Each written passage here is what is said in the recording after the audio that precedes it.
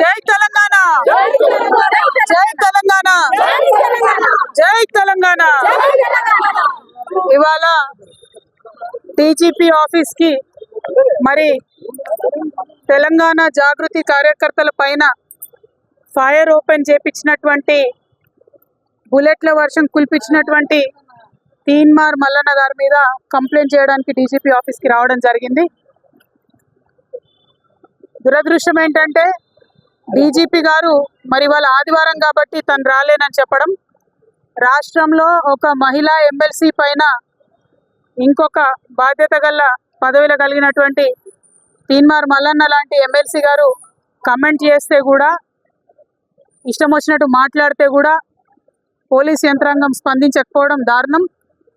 మరి మా జాగృతి కార్యకర్తలు ఎవరైతే ఆవేదనతోని దుఃఖంతోని ప్రజాస్వామ్యయుతంగా ప్రశ్నించడానికి వెళ్ళినరో వారి మీద ఫైర్ చేపించడం అన్నది చాలా దారుణం. నిజంగా ఏమన్నా మా కార్యకర్తలకు అయి ఉంటే ఎవరు బాధ్యులు? మల్లన్న గారా, ప్రభుత్వమా? ఎవరు బాధ్యులు అన్నది తక్షణమే ఆన్సర్ చెప్పాలి.